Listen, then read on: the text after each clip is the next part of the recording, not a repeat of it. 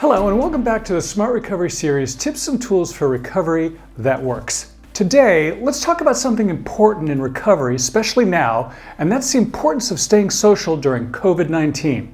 Chances are that, like many people around the world, your life has been completely turned upside down in the last few weeks. You or people you know and care about are especially vulnerable right now because of social distancing.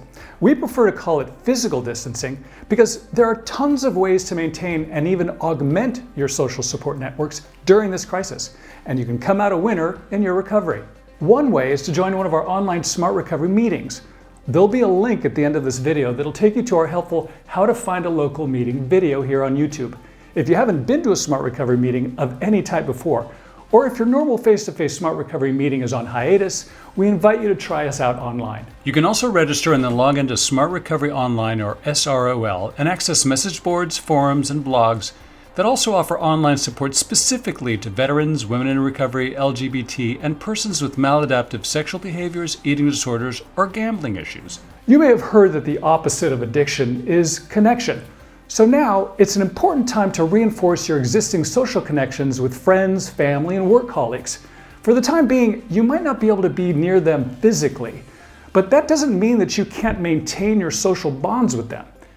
It might just take some extra effort, a little ingenuity, and perhaps some creativity.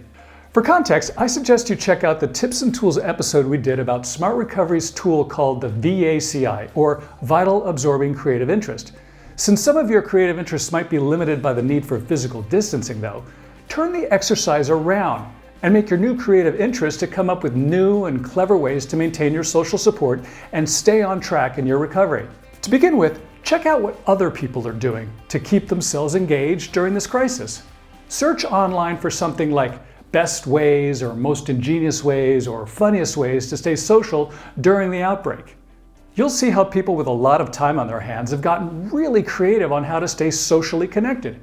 Here are a few obvious examples. Go old school.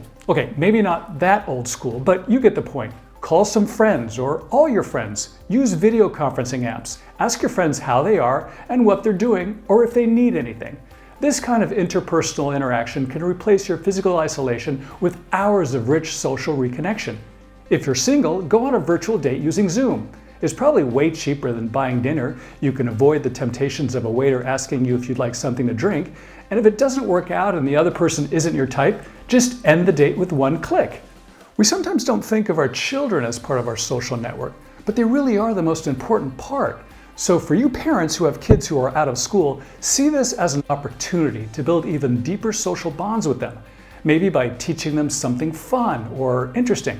Take up a cool new hobby or play board games or do puzzles. Take this opportunity to deeply connect with your own children. And the added bonus is you get to be a kid again yourself. And if you're looking for ways to connect with others in recovery, specifically, and you like movies, start a recovery-related movie club meeting via Zoom.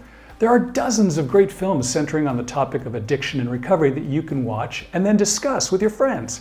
Try to stay away from the films that glorify alcohol and drug abuse because those might be triggers.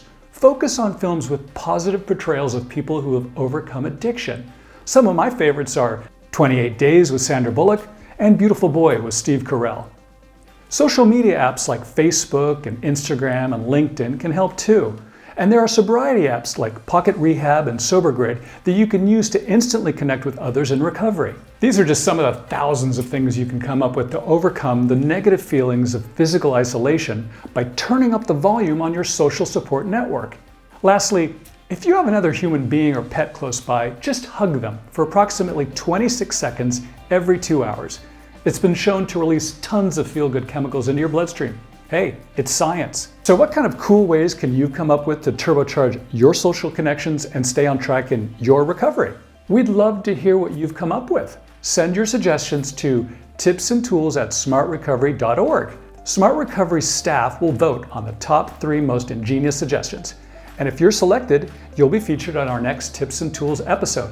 And I'll send you a free Smart Recovery t-shirt. Remember, this Tips and Tools series is meant to entertain, motivate, and inspire. It's not intended as a replacement to your existing treatment regimen. We know times are tough, so if you feel overwhelmed and you need help, reach out to your mental health professional. That's all for this month. Stay safe, stay social, And please don't forget to like and subscribe. And stay tuned for our next episode of Tips and Tools for Recovery That Works.